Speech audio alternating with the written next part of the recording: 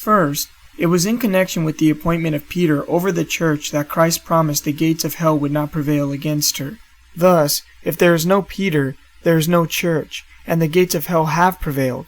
If the Sedevacantists are right, that we have no pope and we don't know where the next pope will come from, then this makes the Savior's promise a lie, and Christianity a false religion. Second, the First Vatican Council infallibly teaches that the Church endures always because Peter has perpetual successors. The Council makes it clear that the Church's perpetuality exists not because of the office of Peter, but because of the person of Peter, for the office would mean little without the person. Anyone who denies this teaching is anathema. Again, if the Sedevacantists argue that there is no person in Peter's office, then the Church no longer exists because her perpetuality depends upon Peter's successors. Such a position is anathema. Sedevacantists rebut by saying we can have a gap in papal successors because we have gaps, interregnums, in papal successors after a pope dies. But don't you think Vatican I took this into account when it taught that there must be perpetual successors to Peter's chair? Don't you think the Council knew about interregnums? Of course it did. The First Vatican Council has already dealt with the issue of Sedevacantism by infallibly declaring that Peter would always have perpetual successors, notwithstanding required interregnums after the death of a pope. Sedevacantists deny that the Church has perpetual successors because they claim we haven't had a pope in about 50 years and we don't know where the next pope is coming from. No one is denying that a pope can lose his office if he becomes a formal heretic. Robert Bellarmine, a doctor of the Church, taught that a pope would lose his seat if he were to deny or doubt an article of divine and Catholic faith and obstinately persist in his belief. Note that the pope must not only deny Catholic truth, but he must also do it knowingly and pertinaciously. In other words, he must be confronted about his heretical beliefs and still persist in his error. This means that the pope must be a formal, not just a material heretic. The issue is not whether a pope can lose his office for formal heresy. He can. The issue is how we do determine when the pope loses his office for formal heresy. How do we determine when this happens? This is the sole issue on the question of Sedevacantism. The Sedevacantists would have us believe that this determination can be made in an unofficial, informal capacity by a 0.00001% of the Catholic population in a factious, grassroots effort made up primarily of lay people. Not only is this illogical, but nowhere in the Church's 2,000-year history is there any precedent for such a position. Instead, the Church has indicated that such a determination would have to be made in a formal, official capacity such as the invocation of an ecumenical council. This is the teaching of Saints Anthony of Florence and Alphonsus Ligouri, the latter being a doctor of the Church. In fact, this has been the practice of the Church when investigating the heresy of a pope. For example, when Pope John XXII in 1331 taught in a series of sermons that the holy souls do not see God until the Last Judgment, Cardinal Orsini called for a general council to declare the Pope a heretic. As a result, the Pope stated that he had not intended to bind the Church to this teaching and retracted his error the day before he died. Similarly, when Pope Honorius in an informal letter approved Sergius's formula that Christ had one will, the Third Council of Constantinople posthumously condemned Honorius and Sergius for heresy.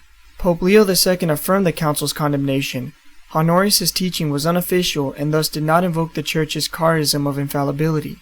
These two examples demonstrate that when a pope is suspected of heresy, which could cause him to lose his office, the determination of whether the pope is in fact a heretic must be done in a formal and official capacity, presumably through a general council. Moreover, even though Honorius was condemned by a pope and an ecumenical council, he was never declared to be an anti-pope. Honorius was still considered the pope. There is nothing in the Church's tradition that says the determination of whether a pope is in heresy can be made by the public opinion of 0.00001% of the Catholic population, made up mostly of lay people who have no formal role within the Church's official ecclesiastical structure. Further, even where a pope, like Honorius, is condemned for heresy by a general council, the heresy must be formal, i.e., knowingly denying an article of Catholic faith, for the pope to lose his office. Such a situation, while possible, is quite unimaginable. Even Martin Luther, the psychotic alcoholic who slandered the Vicar of Christ, was given a chance to explain himself before the Church condemned him.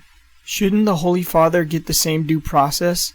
Sedevacantists rebut by saying that an official determination cannot be made since all or most of the cardinals and bishops are impostors. This of course begs the question, who made that determination? And if that were really true, then they dug themselves an even deeper hole.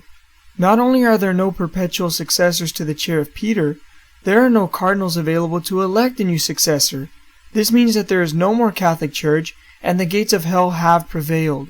We should also point out the difference between judging the Pope and resisting him. In the papal bull Cum ex Apostolatus, Pope Paul IV declared that the Pope is judged by none in this world, but may nonetheless be contradicted or resisted if he be found to have deviated from the faith. Thus, there is a distinction between judging or deposing a pope and resisting a pope. The esteemed 16th century theologian Francisco Suarez even taught that a pope could be a schismatic and hence resisted, but would still retain his office as successor to Peter. Indeed, there must be an official determination of formal heresy by the church hierarchy before a pope can be deposed and lose his office. In short, the Sedevacantist thesis rests entirely upon the private judgment of its own adherents. Sedevacantism is, in fact, nothing more than Protestantism by professing Catholics, a hodgepodge of private opinions by splintering factions without any internal controls. This is why various branches of Sedevacantism have already elected about 20 different popes throughout the world. They are sure that we don't have a true pope, but they cannot even agree on who the real pope is. All this, of course, puts the cart before the horse. That is because Sedevacantists have not proven that John the 23rd, Paul the 6th, John Paul the 1st, John Paul the 2nd, or Benedict the 16th have become formal heretics, nor do they have the authority to make such a determination. In fact, they have not even proven that these popes have taught formal heresy. I will admit that a few of Pope John Paul II's words and actions might have been ambiguous at times. The popes, just like the rest of us, succumb to weakness. But this does not prove heresy, and it certainly does not prove the personal sin of formal heresy, for no individual is the Pope's judge.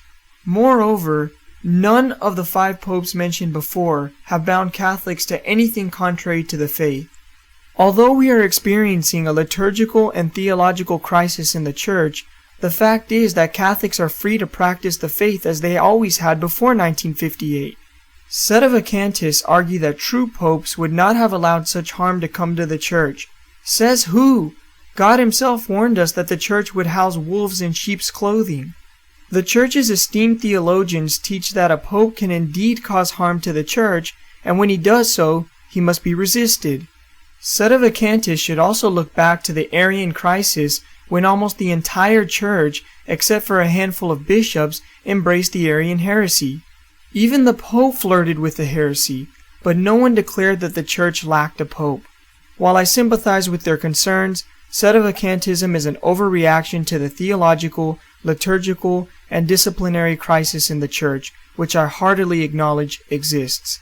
Just as Protestants criticize every wayward utterance of the Pope to prove that the Catholic Church is false, Sedevacantists do the same thing to prove that the Catholic Church has no Pope.